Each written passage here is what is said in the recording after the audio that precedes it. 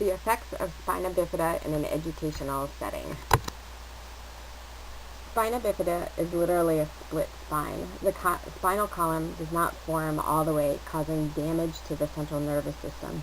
Essentially, it's a gap in the central nervous system where one or more vertebrae fails to form completely and causes damage to the nervous system itself.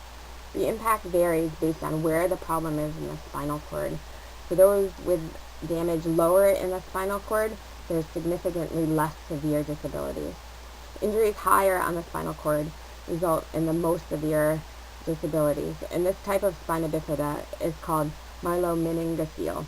It's the most common form of spina bifida. According to the Spina Bifida Association, spina bifida is the most common permanently disabling birth defect in the United States, and it can affect medical conditions, cognitive ability, coordination, perception, short-term memory, speech, vision, and mobility. Myelomeningocele is the most common form of spina bifida. It also has the most severe effects, and about 70 to 90% of children with spina bifida have myelomeningocele.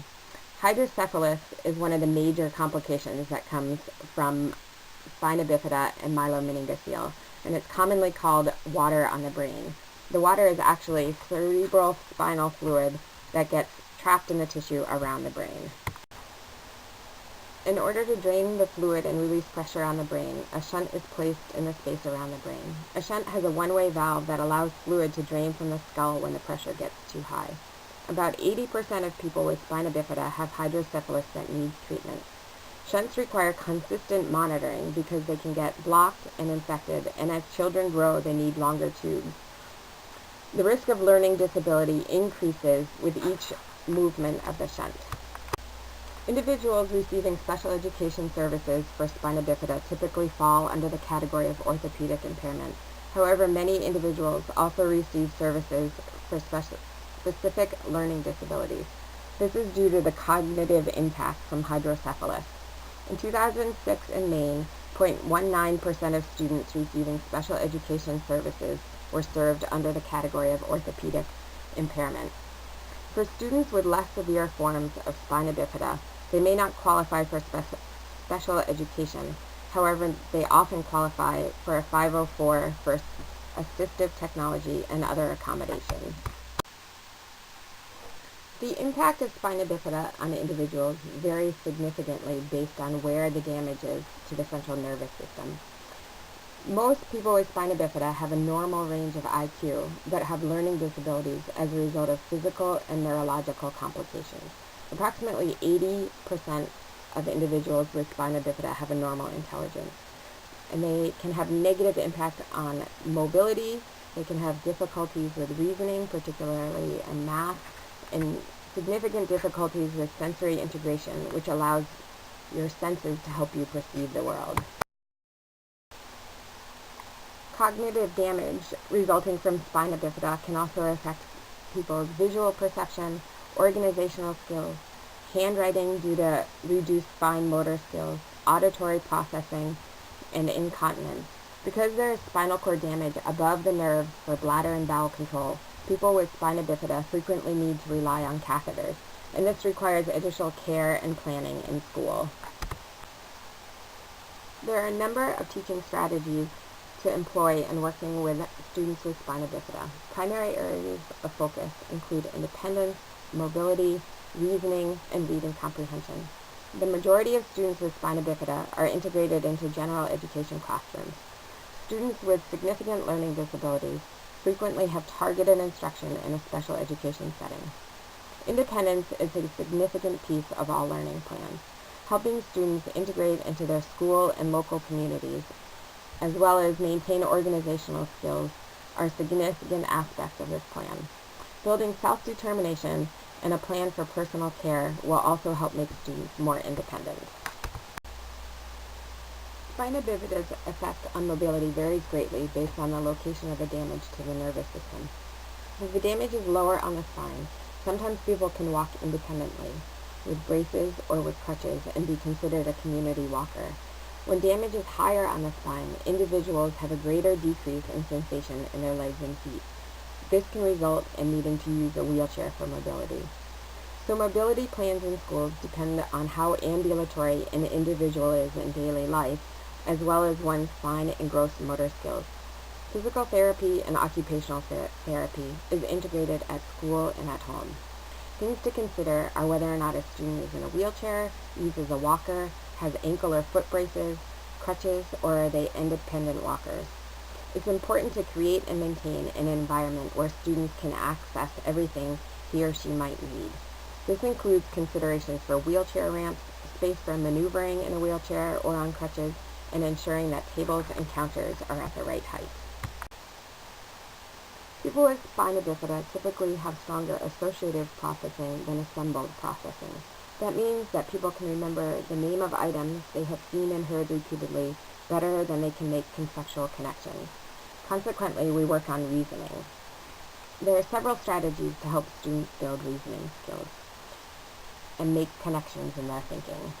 Asking questions that approach a topic from different angles, thinking about sequencing strategies to use a timeline or a storyboard to help students keep things in order, and breaking out your best graphic organizers.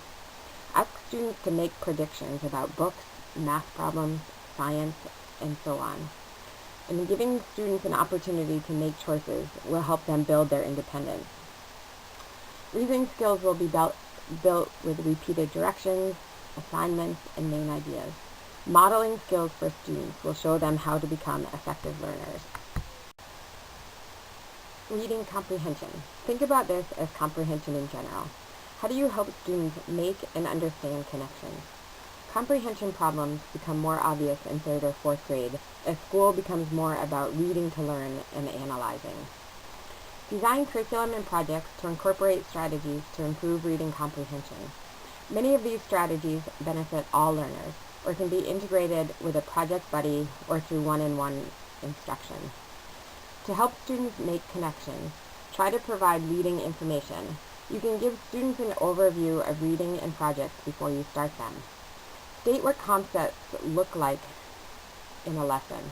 Provide students lists of questions that will be addressed or use an outline.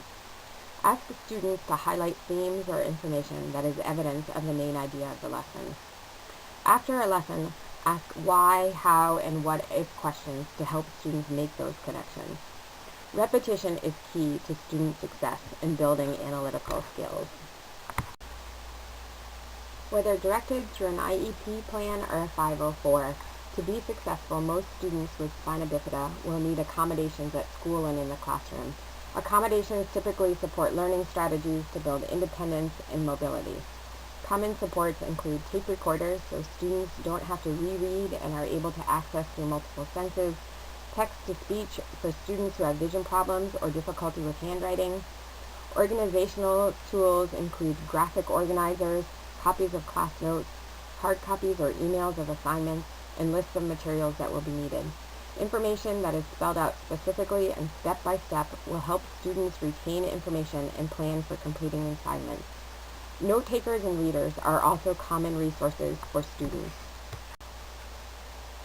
Since many students with spina bifida are better with recognition than recall, there are a variety of ways to adapt assessments. Students can be provided extended time on assignments, quizzes, and tests. You can give them multiple choice versus essay responses because multiple choice provides the students the opportunity to see the correct answer rather than having to recall information. You can provide fewer options on multiple choice questions, provide graphic organizers or outlines to help students group information, and you can allow keyboarding if a student struggles with handwriting. It's good to keep in mind the goal with all accommodations is to help students be successful, gain independence, and learn to their full potential. This is a case study about Alyssa, who was born with spina bifida and her move to a new school. Please read it, and on the next slide are some questions to consider. These questions are designed to encourage you to think about how you would respond if you were Alyssa's parents or Alyssa in this situation. These are the resources used in creating this report.